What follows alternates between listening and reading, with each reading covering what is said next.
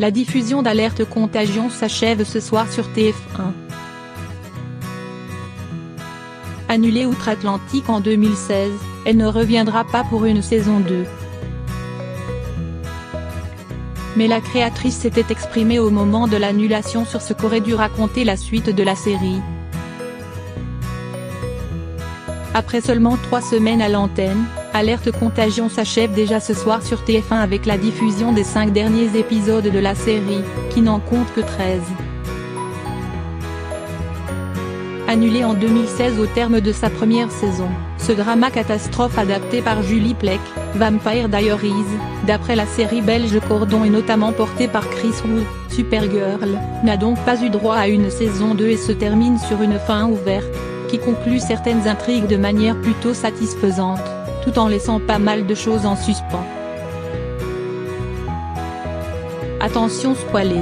Le final d'Alerte Contagion voit en effet Yana, Christina Moses, et l'ex, David Gyasi, se retrouver à l'intérieur de la zone de quarantaine, après que les plans d'évasion de Yana, Teresa, Sander, Suzy et Quentin aient été contrecarrés. Sander, Demetrius Bridges, et Teresa, Anna Mangane Lawrence, finissent par se fiancer. Les mensonges et les manigances de Sabine Lomé, Claudia Black, sont enfin révélés au grand jour.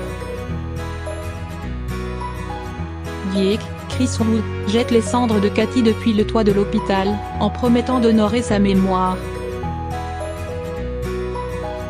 Et le docteur Kanner, Georgia, met finalement la main sur une personne possédant les anticorps nécessaires à la mise au point d'un remède contre le virus. Si cette fin offre une note d'espoir concernant l'avenir des survivants et la fabrication d'un remède, ce n'était en tout cas pas la conclusion envisagée par Julie Plec, la créatrice et showrunner d'Alerte Contagion. En effet, bien que la série ait été vendue comme une mini-série Limited Event Series, par la CW au moment de son lancement, Julie Plec avait bel et bien prévu une saison 2 en cas de succès. Elle a d'ailleurs déclaré à TV Line, en juillet 2016, juste après la diffusion du final outre-Atlantique, « Si j'avais su dès le départ qu'il n'y aurait qu'une saison, j'aurais conclu l'histoire. J'aurais trouvé un moyen de faire en sorte que les personnages trouvent un remède et de faire en sorte que l'on ressente un certain espoir quant à la levée prochaine de la quarantaine. » Bizarrement, nous nous sommes quand approchés de cela, donc c'est une bonne chose.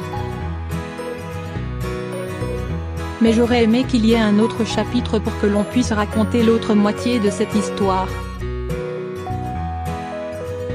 Interrogée sur ce qu'elle avait prévu de raconter dans cette deuxième saison qui n'a jamais vu le jour, Julie Plec a dévoilé quelques éléments de la suite hypothétique des aventures de l'ex, Dieck et les autres. Nous nous serions intéressés au conflit au sein de l'hôpital, confie-t-elle à TV Line. Alors que la totalité de la communauté attend que le virus finisse par s'éteindre, le docteur Kanner trouve un moyen de garder les gens en vie, bien qu'ils soient toujours symptomatiques. Il y aurait donc eu un petit groupe de personnes, malades et capables de propager le virus, qu'il aurait tenté de garder en vie et en bonne santé malgré qu'il soit toujours contagieux. Tout à coup, ces gens qui il y a 20 jours étaient furieux d'être placés en quarantaine, se voient forcés de créer une nouvelle zone de quarantaine au sein de la zone de quarantaine pour éviter d'être contaminés par le reste des personnes présentes à l'hôpital. Nous voulions vraiment passer une saison entière à raconter la vie au jour le jour d'une communauté qui se forme à l'intérieur d'une quarantaine qui semble ne jamais finir et explorer ce que vit une société qui en gros est laissée à l'abandon, poursuit Julie Plec au micro d'Entertainment Weekly. Nous avions envie de voir Yana en mère poule de cette communauté qui se demande comment est-ce qu'on communique? Comment est-ce qu'on fait passer des messages vers l'extérieur? Comment est-ce qu'on peut éduquer nos enfants? Et puis nous avions prévu de mettre en place une grande conspiration à l'extérieur de la zone de quarantaine que Léo Green aurait cherché à arrêter d'une manière très à la les hommes du président, en reliant les origines du virus à un grand groupe pharmaceutique. Quant à l'ex, Nous voulions voir ce que cela faisait pour lui de se retrouver au sein d'une communauté où soudain Dick avait, en gros, le rôle de mère, et s'intéresser au conflit que cela créerait entre ses deux amis. Et pour ceux qui se sont passionnés pour l'histoire d'amour entre Dick et Katie, Kristine Gutowski, la mère célibataire décédée au cours de l'épisode 11, et se demande comment Dick aurait pu continuer à évoluer sans elle dans une potentielle saison 2, Julie Plec révèle qu'une nouvelle jeune femme aurait fait son entrée dans le vie du beau brun. Nous avions prévu d'introduire un nouveau personnage féminin que nous aurions, littéralement, lâché d'un hélicoptère en plein dans la zone de quarantaine, tout en sachant que cela n'aurait pas été simple, pour Dick, de s'impliquer à nouveau de manière romantique à l'avenir. Mais en tout cas cela aurait été une nouvelle partenaire de jeu pour lui que nous avions hâte d'introduire. Malheureusement, tout cela ne verra jamais le jour. Mais les fans d'Alerte Contagion peuvent se consoler en sachant que la première et unique saison est globalement assez fidèle à la saison 1 de Cordon, la série belge originale, et que Cordon, elle, a eu droit à une deuxième saison en 2016.